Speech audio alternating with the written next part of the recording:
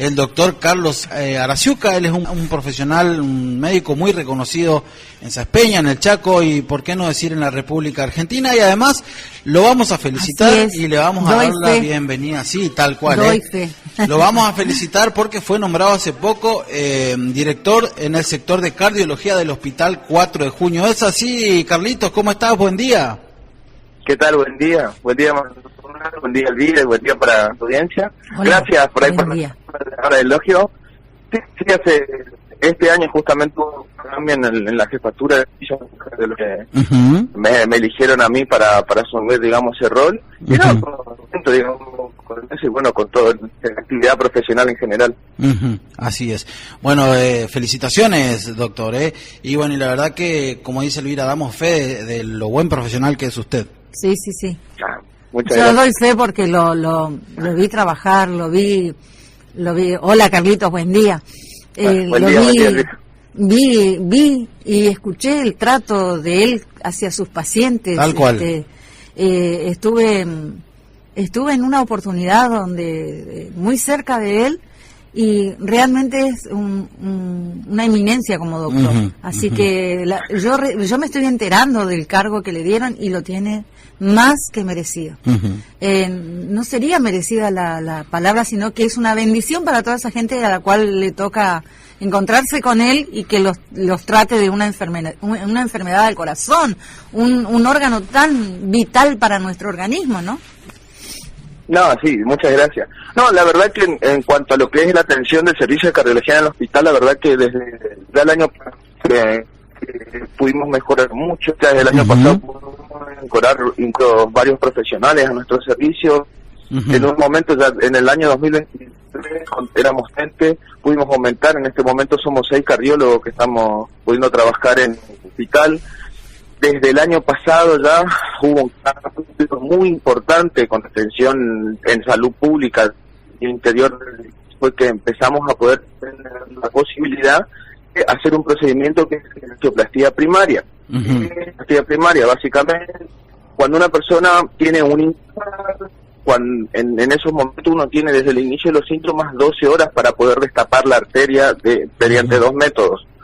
Romper el coágulo que tapa la arteria o colocar directamente una stent. Gracias a convenios tanto el Hospital 4 de Junio como el Ministerio de Salud Pública, el doctor Nielo, que es un intervencionista especialista está trabajando acá en Saspeña, actualmente está en el Sanatorio Santa María, y también es parte de nuestro servicio en eligiendo la angioplastía, así que a partir del año pasado, para todos los equipos que requieren angioplastía primaria, o sea, atención en las primeras 12 horas, gracias a podemos dar seguimiento acá en Saspeña. Y no solamente eso, sino que se amplió bastante la cobertura. Prácticamente tenemos consultorio cardiológico todos los días en el Hospital 4 de Junio. Este año empezó a hacer un tiempo de estudio que se había hecho hace varios años en el hospital, que son las ergometrías, son los test de esfuerzo que muchas veces se hacen, o activar patología cardiovascular con sospecha de algún problema, o también como medidas prelaborales. Hay muchos, por ejemplo, cuando hay ingresos en la policía, cuando hay ingresos en cualquier tipo de ente público o privado como parte del examen prelaboral, muchas veces uno pide una prueba de esfuerzo. Hace varios años que en el interior del Chaco no contábamos con poder hacer ese tipo de estudios por problemas técnicos, básicamente, pero empezar a hacer ese tipo de estudios. También estamos haciendo Holter de 24 horas en el hospital, que fue un poco complicado, pero ahora ya estamos regulando todo ese tema de servicio.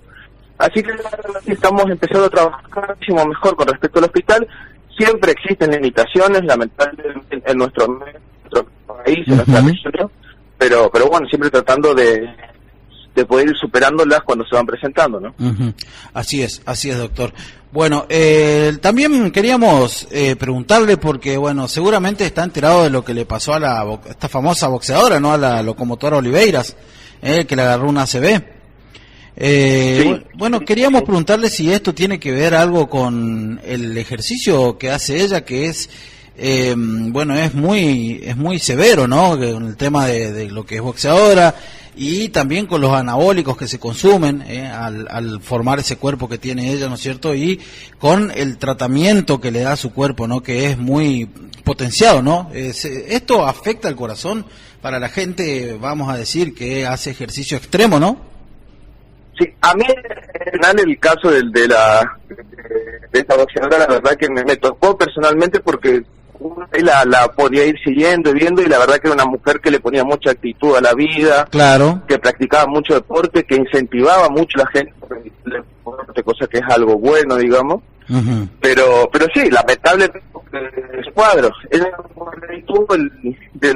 accidente cerebrovascular puede tener dos grandes tipos, los ACV, donde hay una arteria que se tapa, por el mecanismo que sea, pero se tapa una arteria, no llega sangre, no llega oxígeno hacia el cerebro, y eso hace que una parte del cerebro se muera y que produzca varios síntomas. Y el segundo tipo, que es mucho menos común, que se llama hemorrágico, donde el mecanismo es que se rompe una arteria, la sangre se escapa de la arteria justamente dentro del cerebro, y la irritación misma que produce sobre el tejido cerebral produce los daños.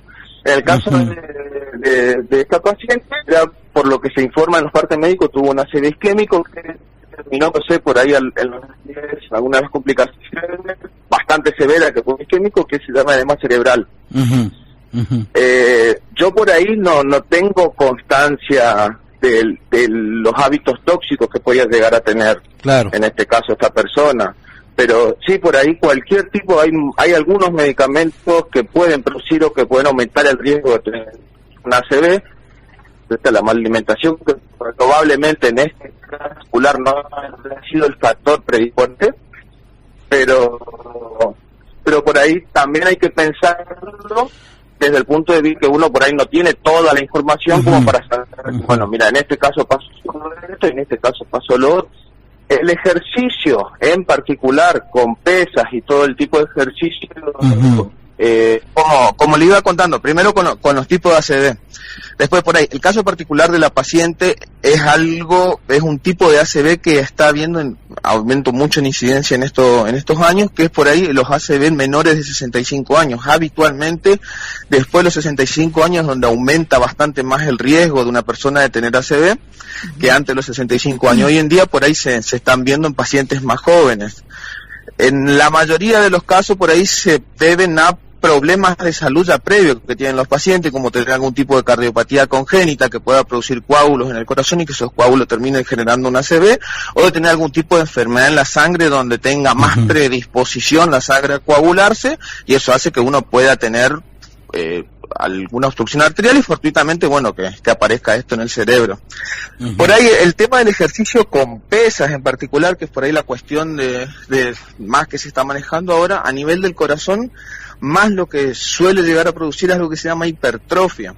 El corazón es un músculo, como cualquier tipo de músculo, si yo lo estimulo puede llegar a crecer, a hacerse más grueso. Muchas veces en el ejercicio de pesas, y más si está acompañado de sustancias que para lo que sería el deporte son ilícitas, digamos, estimulantes anabólicos, por ejemplo, puede generar un sobrecrecimiento en el corazón, que eso por ahí sí puede predisponer a tener problemas. ¿Desde qué punto de vista? Usted piense que cualquier músculo del cuerpo, cuando se desarrolla y crece, a la vez que se desarrolla y crece, va generando vasos sanguíneos para alimentar esa nueva masa muscular. A nivel del corazón esos mecanismos son mucho más lentos, entonces yo termino teniendo muchas veces un desequilibrio entre la oferta de oxígeno, la cantidad de oxígeno que llega a través de las arterias coronarias al corazón y la demanda que tengo de ese oxígeno por parte del corazón mismo. Claro. Si yo tengo, esto hablando números por el aire, yo tengo 10 arterias para 10 unidades de músculo, si yo hago que mi músculo se haga más grueso, voy a terminar teniendo, supongamos, 15 unidades de músculo y las mismas 10 arterias que tenía antes.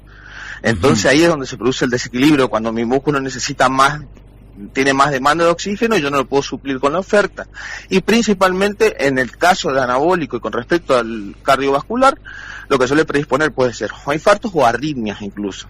Ajá. Y eso muchas veces, lo bueno, entre comillas, es que uno, agarrándolo a tiempo, desistiendo por ahí del tratamiento farmacológico, puede llegar a volverse eso para atrás, digamos. Carlos, yo voy a hablar a lo gaucho, no manejo los términos de cardiología, pero por ejemplo yo estoy pensando en el personaje, ¿no?, que pusimos como ejemplo de esta boxeadora que le pasó esto y que ojalá, no sé, después nos vas a decir si tiene posibilidad de recuperarse o no. Yo pienso, un boxeador, la cantidad de golpes que recibe, golpes que son tremendos. Uno se cae, se golpea mínimamente la cabeza y queda como aturdido. Esto va afectando de a poquito a todo el organismo, incide también en las pulsaciones cardíacas, me parece, ¿no? No, de hecho, el boxeador, como tiene sus propias enfermedades profesionales, digamos, está muy descrito. El Parkinson, por ejemplo, en pacientes que nunca no tienen antecedentes. Generalmente el Parkinson es una enfermedad hereditaria que la persona que lo sufre generalmente tiene algún antecedente, digamos, como familiar de la enfermedad misma. Y en los boxeadores en particular hay un tipo especial de Parkinson que es justamente por los golpes repetitivos en la cabeza a lo largo del tiempo. Esto es como en la mayoría de los deportes. Uno por ahí ve los deportes de alta exigencia y los ve a los deportistas y, bueno, son personas muy sanas, muy entrenadas, pero el sobreentrenamiento muchas veces y más la alta exigencia lleva muchas lesiones que uno no las ve, pero las termina padeciendo el deportista después a lo largo de su vida. Un boxeador a los 20 años, a los 30 años no tiene demasiado inconveniente empezar cómo va a ser su futuro, pero terminamos llegando después a los 50, 60 años con pacientes por ahí ya que tienen un Parkinson avanzado. El caso más emblemático por ahí el de Muhammad Ali. Claro. Él terminó con Parkinson en los últimos años de su vida, tuvo un Parkinson bastante avanzado, muy probablemente por la práctica del boxeo. Doctor, ¿y cómo...? O sea, el deporte de alto rendimiento es bueno, pero a la vez puede ser lesivo para el cuerpo, porque ustedes piensen que en general los atletas y los récords olímpicos, por ejemplo, la mayoría se van rompiendo a medida que va pasando el tiempo, y es simplemente porque se van mejorando las técnicas del entrenamiento y la posibilidad de poder explotar más, digamos, el físico de una persona. Claro. Doctor, ¿cómo se puede evitar esto, y más precisamente para los que entrenan ejercicio físico extremo, ¿no? Para evitar una ACV o una de estas enfermedades del corazón, ¿no? Y lo principal por ahí es siempre tratar de, uno, buscarlo, consultar ante cualquier tipo de síntoma, consultar y después manejar cada uno lo que trae cada uno. ¿Qué sería lo que trae cada uno? Por ahí la carga genética. Hay familias, hay gente que por ahí puede hacer todas las cosas bien, tener una dieta saludable, hacer actividad física, de todas formas va a tener predisposición o a tener diabetes o a tener hipertensión, que son por ahí cosas que uno no puede llegar a controlar del todo cuando uno habla de carga genética. Y en el caso de que lo padezca, tratar de tenerlo lo más controlado que se pueda. Siempre uno trata de priorizar tener una presión arterial menor a 140 de máxima, menor a 90 de mínima, por lo menos llevar una buena medicación. En el caso de la diabetes, tener una dieta saludable, poder hacer los controles, tener el tratamiento farmacológico necesario. Claro. Y después ya entran por ahí los hábitos tóxicos, el no fumar, el tener el colesterol alto, que también es un factor de riesgo, y la edad por ahí, después de los 65 años, como les dije, sí es más frecuente el tema de los ACV. Y hay algo en particular del ACV que por ahí no es ni el caso de la boxeadora, ni otros casos, que es una causa de ACV que está muy relacionada con la cardiología. Hay una arritmia, que es la principal arritmia que produce morbilidad cardiovascular, que es la fibrilación auricular, donde nuestro corazón tiene aurículas y ventrículos, son cámaras cardíacas que se comunican entre sí y por donde circula la sangre. Normalmente tienen que latir las aurículas primero para llenar a los ventrículos de sangre y los ventrículos después para distribuirlas por todo el cuerpo. En algunos pacientes las aurículas, en vez de contraerse correctamente, es como que tiemblan. Al temblar, la sangre queda estancada dentro de la aurícula, y la sangre estancada dentro o fuera del cuerpo se coagula. Eso es así. La sangre, para no coagularse, necesita movimiento, en principio. Cuando la sangre se estanca, se coagula. Los coágulos, si quedan en el corazón, no hacen absolutamente nada. El gran riesgo que tienen los pacientes con este tipo de arritmias es que un pedazo del coágulo que está, o el coágulo entero que está dentro del corazón, se desprenda, y lo más común que pasa cuando se desprende ese coágulo es que embolice y termine llegando al cerebro y produciendo un tipo de ACV que se llaman ACVs embólicos. En esos casos, por ejemplo, nosotros como cardiólogos, cuando detectamos un paciente con ese tipo de arritmia, el tratamiento más importante y que va a determinar mucho el pronóstico del paciente es el uso de anticoagulantes. por ahí para tratar de evitar de que tenga una ACV. Siempre en esos casos uno termina agregándole un problema extra por ahí al paciente, que es el hecho de estar anticoagulado, y el estar anticoagulado significa que uno va a tener más predisposición a tener sangrados. Pero bueno, en medicina en general, uno cuando instaura un tratamiento sabe de que tiene sus efectos beneficiosos y sus efectos adversos. Uno termina en definitiva instaurando un tratamiento cuando el beneficio de ese tratamiento supera por mucho al posible efecto adverso del mismo. Entonces, en el caso de la fibrilación auricular, sí, uno termina anticoagulando porque sabemos que la principal morbilidad que produce la patología es justamente la ACV, y para tratar de evitar uno lo termina anticoagulando. Bueno, así que generalizando todo esto, ¿no es cierto?, llevar una vida sana y hacer ejercicio también consultando a su médico de cabecera, ¿no, doctor? Sí, lo ideal es cuando uno quiere iniciar la práctica de un deporte que consulte una vez por lo menos al cardiólogo, claro, y de acuerdo por ahí a los antecedentes y la carga familiar que tenga el paciente y los hábitos mismos que tenga antes de empezar a hacer la práctica, se verá qué tipo de estudio necesita para poder decir, mira, vos podés hacer ejercicio tranquilo, o vos por ahí tendríamos que hacer algún tratamiento previo o investigar un poco más, de acuerdo a lo que uno vaya encontrando a medida que lo estudia el paciente. Doctor, ¿habrá esperanza de que se recupere la boxeadora? Por lo que se sabe, que es muy escueto, digamos, ella la verdad que tuvo una complicación importante. Ella tuvo, por los síntomas que se comentan en los partes médicos, ella tuvo un ACV isquémico bastante importante, y el gran problema que tienen estos ACV es que generan por ahí después de 24, 48 horas de instaurarse, algo que se llama edema cerebral, que básicamente donde está la lesión que ella tiene, se hinchó eso. Al hincharse, el problema del cerebro con cualquier expansión que tenga por dentro es que el cerebro está recubierto por hueso. Al estar recubierto por hueso, cualquier inflamación que se ocurra dentro del cerebro, lo que va a terminar haciendo es comprimiendo al cerebro.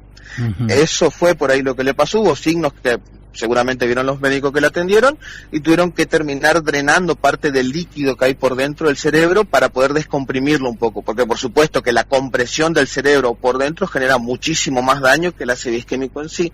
Es por eso por el pronóstico en estos casos bastante reservado. Uno por ahí ve cómo se despierte la paciente después y cómo vaya evolucionando, pero esto es minuto a minuto, digamos. Excelente explicación, muchísimas gracias. Doctor, cuéntele a la gente dónde lo pueden ver, la gente que necesita saber un poco más, para que se quieren hacer un análisis, alguna, para que se enteren de lo que tiene que ver con el corazón, para que se hagan estudios generales, ¿no? Bien, yo estoy atendiendo en Loma Linda todos los días por la tarde, de lunes a viernes, y también estoy en el hospital a la mañana, pero en el hospital más que nada me aboco a hacer estudios complementarios que son los ecocardiogramas, digamos. Más que nada ahí me estoy haciendo. Así es. Bueno, doctor, ¿algún numerito de teléfono para los turnos? No, y bueno, que sea la propaganda nomás porque no me lo sé. Bueno, sí, ahora la vamos a repetir. Entonces, bueno, Carlos, feliz Día del Amigo para mañana. Sí, saludar a algún familiar, Carlitos. Dale, muchísimas gracias. Feliz día para ustedes también, para mañana. Y bueno, no, para la gente de siempre, no, mi familia cercana, digamos. Bueno, también siempre estamos con Elsa y con la baba Olga, que siempre nos tratan de la mejor manera y nos hablan muy bien de vos, Carlito. Sí, salí. Faltaría menos, digamos. Pero bueno, saludos para ti. Gracias, muchas gracias. Gracias, Carlito. A tu disposición cuando lo necesites. Un abrazo. Un gusto, muchas gracias por la comunicación.